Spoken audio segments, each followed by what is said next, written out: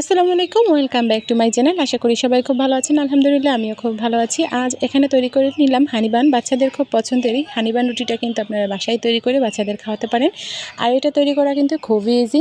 প্রথমে আমি এখানে নিয়েছি গরম দুধ হাফ কাপ, আর হাফ কাপ দুধের মধ্যে আমি দিয়ে দিলাম সামান্য একটু লবণ, আর দিয়ে দেবো 1 টেবিল চামচ ইস্ট দিয়ে এবারে ভালো করে মিশিয়ে নিতে হবে যাতে ইস্টগুলো ফুলে যায়।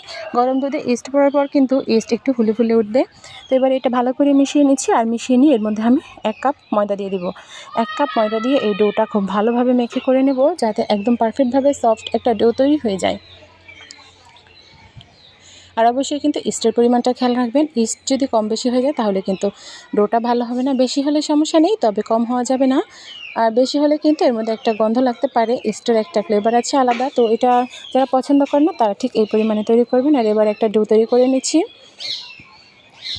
এবারে ডোটা কিন্তু পারফেক্টভাবে তৈরি হয়ে গিয়েছে। আর এই ডোটা কিন্তু আমি রেস্টে রেখে দেবো 1 ঘন্টার জন্য। 1 ঘন্টা পর এটা আমি তৈরি করে নেব। আর এর জন্য আমি এবারে তৈরি করে নিচ্ছি হানিকুম্বো। মানে তো হানি তৈরি করতেই হবে। হানিবান বা হানিকুম্বো কিন্তু খেতে খুবই মজার, এটা বাচ্চাদের খুবই পছন্দের একটি খাবার। তো এর জন্য আমি এখানে নিয়ে নিয়েছি হাফ কাপ উঁচু করে চিনি নিয়ে নিয়েছি, আর এখানে হাফ কাপ পানি দিয়ে দেবো।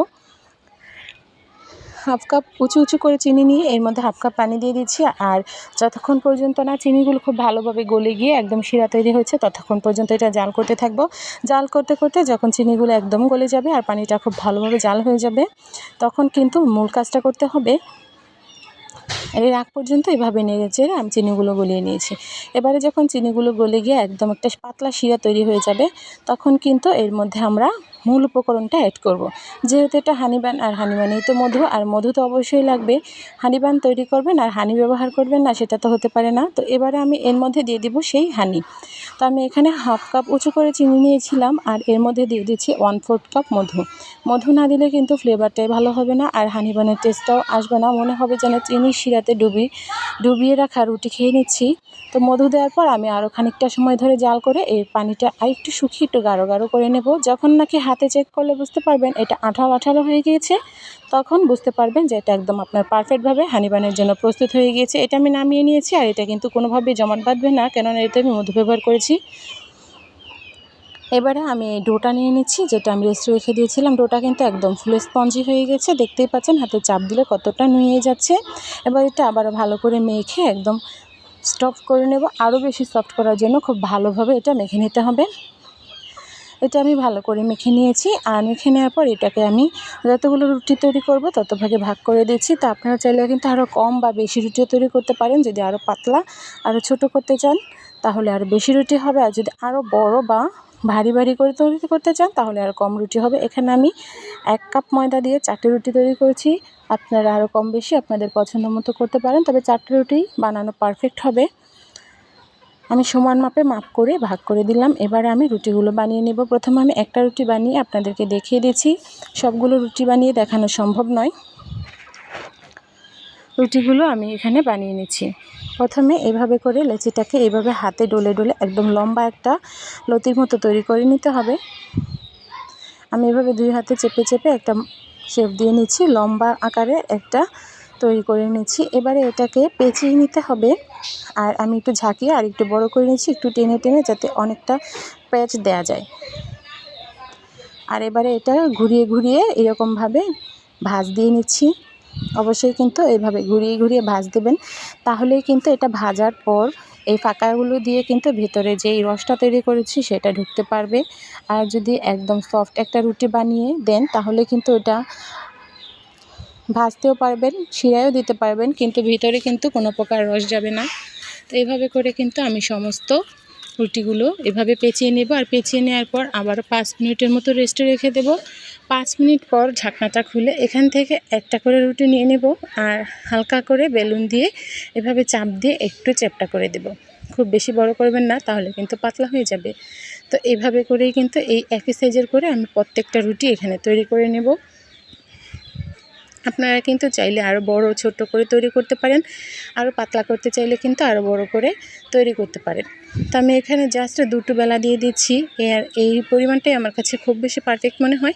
আপনারা আপনাদের পরিমাণ মতো করে মন মতো করে বানাবেন। তো যারা আমার এই ভিডিওটা দেখছেন, ভিডিওটা যদি ভালো লেগে থাকে লাইক কমেন্ট শেয়ার করে দেবেন, চ্যানেলটাকে সাবস্ক্রাইব করে রাখবেন যাতে করে আমার নিত্য নতুন ভিডিওগুলো আপনারা পেয়ে যান। বাচ্চাদের পছন্দের এই খাবারটা আপনারা ঘরেই তৈরি করে খাওয়াবেন, কোনো রকম ফর্মালিটি কোনো প্রয়োজন নেই, কোনো ফর্মুলা বা কোনো মেডিসিন প্রিজারভেটিভ কোনো কিছুই ব্যবহার করতে হবে না।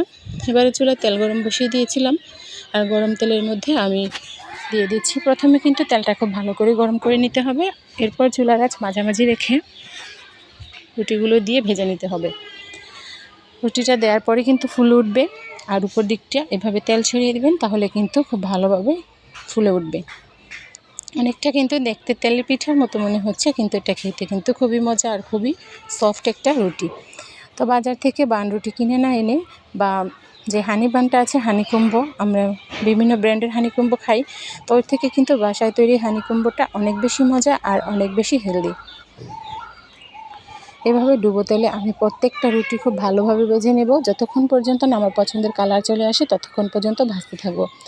আর এবারে এই রুটির পাশ দিয়ে আমি আরেকটা রুটি দিয়ে দিলাম, আর এটাও আমি খুব ভালো করে ভেজে নেব। দেখতে পাচ্ছেন যে ভাঁজগুলো দিয়েছিলাম, ভাঁজগুলো কিন্তু স্পষ্ট হয়ে আসছে, আর এর জন্যই কিন্তু রুটিটা যখন আপনারা মধুতে দিয়ে দেবেন তারপরও দেখতে ভালো লাগবে, শুধুমাত্র এই ভাঁজগুলো থাকার কারণে। ডিরেক্টলি রুটি বানালে কিন্তু দেখলে এতটা ভালো লাগতো না যতটা ভালো এখন লাগছে।